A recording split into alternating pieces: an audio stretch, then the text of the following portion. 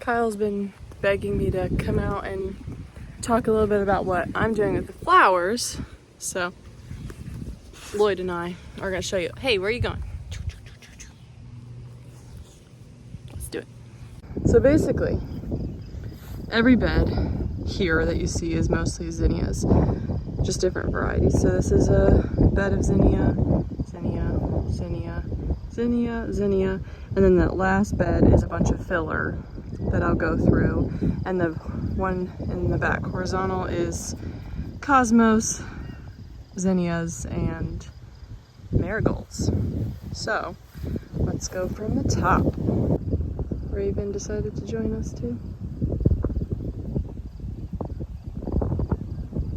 This first bed I very nicely planted in rows.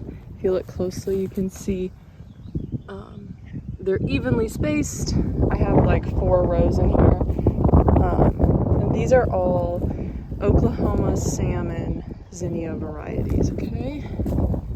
This is also zinnias, obviously, and they're just like randomly placed. And these are Oklahoma formula variety. This variety, I'm most excited about this bed and this bed because these two are my Queenie zinnia varieties. So like Queenie lime, Queenie red, Queenie orange. I don't know what he's doing. So I'm so excited about those. Excuse me, Rusty. And then off the top of my head, I really don't remember what I put here. These might be just like the regular like Amazon colorful zinnia pack flowers. And then down here is all of my filler. So from here to that rock is Gomphrena. And Gomphrena is like these perfect little whimsical ball flowers that make a great filler.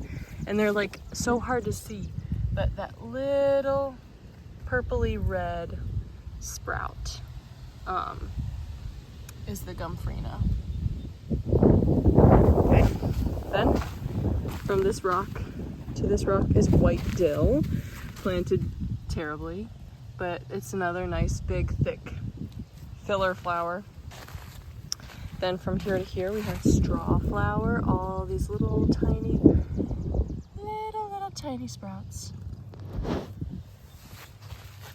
From the straw flower over here is all of my sunflowers, which I'm so excited about because they look so nice. And I have so many different varieties. So I have like gummy bear sunflowers, like big puffy yellow ones. Teddy bear sunflowers, just like the same thing but more yellowy. And then I have a hard time remembering. I know some of these are like velvet queen sunflowers, which are just like red ones. And then there's another variety I'm not remembering, but very excited about this.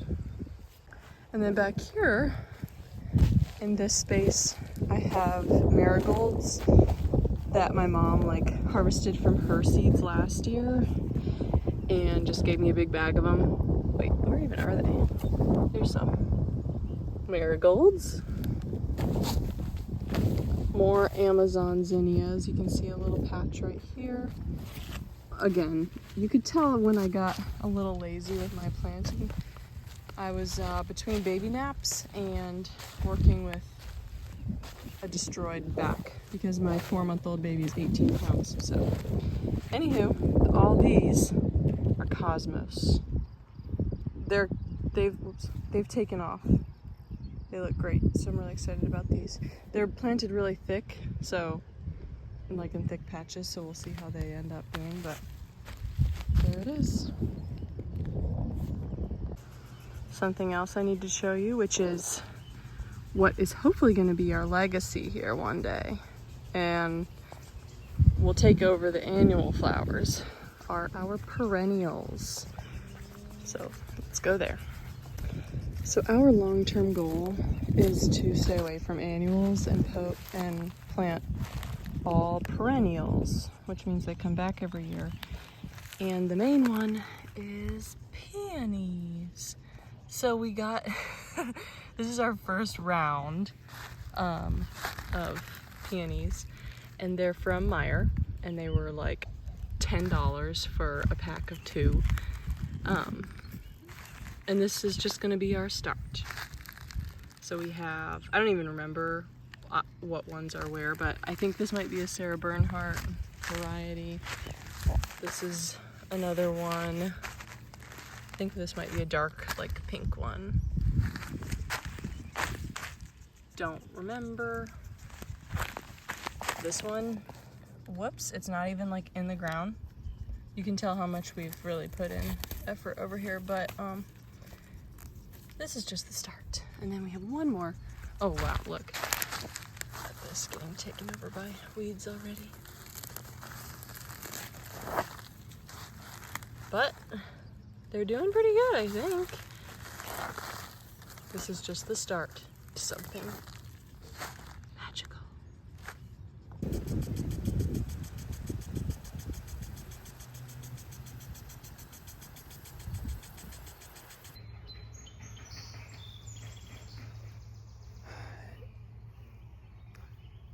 It is Memorial Day.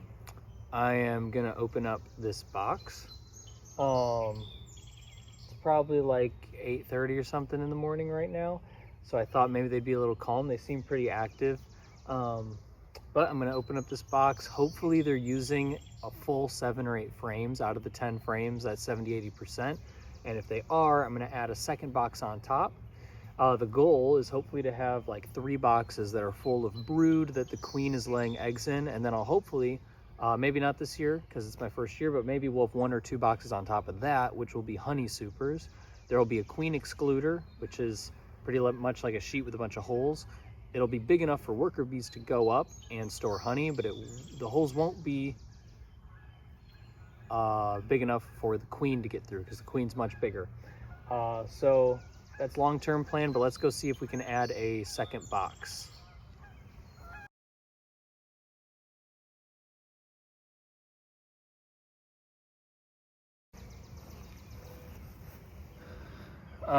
As you can see, there's a beautiful whitetail on my shirt.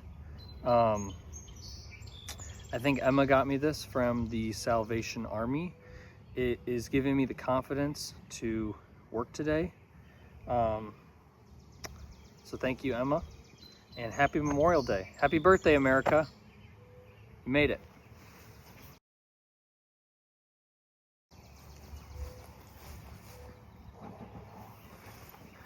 In here, I just have a little bit of dryer sheet lint, a little bit of sticks and leaves, just basic stuff. Again, the smoke is gonna calm them down and block some of their, it'll block some of the ways that they communicate with each other and tell them to freak out and to harm their friend Kyle. It's been a week since I've been out here last, so they obviously drank all the sugar water. I will probably refill this and bring it back.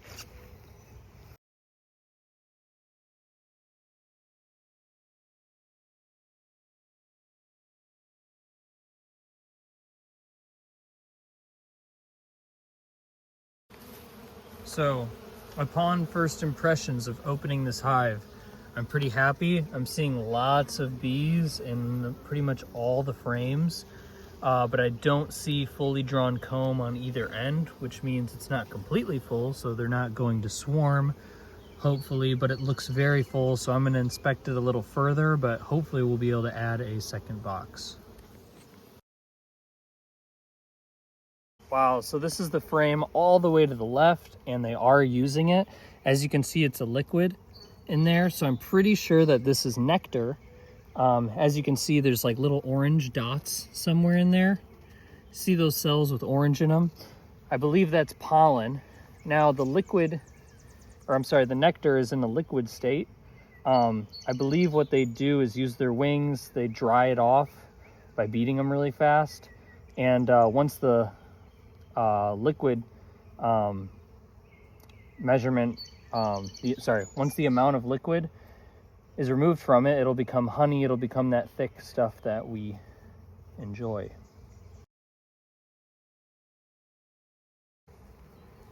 The second frame has a lot of capped brood. This is what capped brood pattern looks like. You can kind of make out the hexagonal shapes in each cell. You can see some, oh, is it gonna focus? You can see some larvae in there. So they're definitely placing brood now. The only thing is, normally the brood is flush with the frame, like down here. Some of these cells up here at the top are coming out.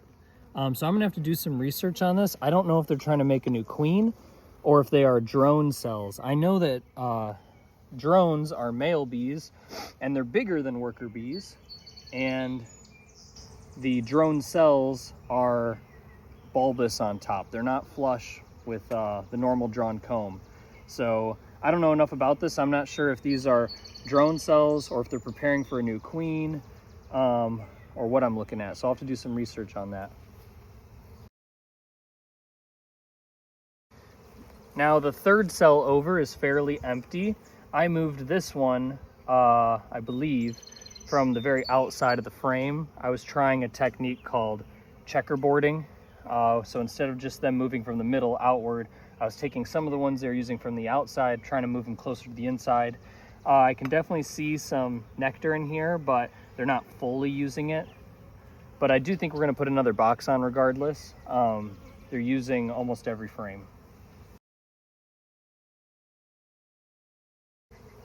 Next frame is just full of capped brood. Really good pattern. Pretty much everything is capped. You can see a few larvae at the top there.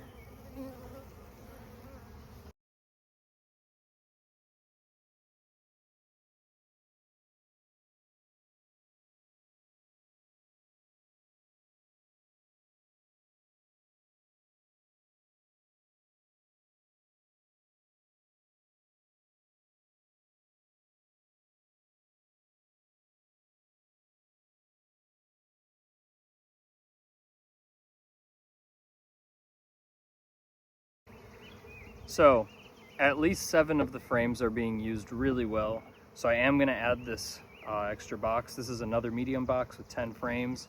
It has drawn cone and foundation on it, but obviously no bees are using it. So I'm gonna throw it on top.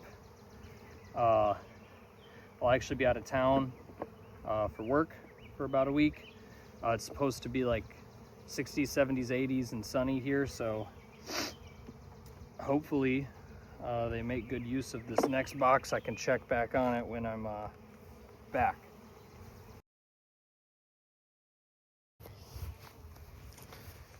All right, I got a cup and 2/3 of warm water and a cup and 2/3 of sugar mixed really well, 1-to-1 ratio.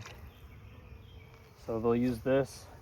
I'm not seeing like a whole lot of honey in there, like capped honey. So maybe that's normal this time of year. I'll have to do some research. Maybe they're getting enough food. They're not storing a lot right now because there's so many flowers and stuff around, but I would like to see more honey. I'm seeing a lot of brood, but because I'm seeing all these frames of brood, I assume those will hatch, and when they do, the colony's going to expand. So I definitely think it's good to put on a second box. So I'll throw this water, sugar water, for them to eat.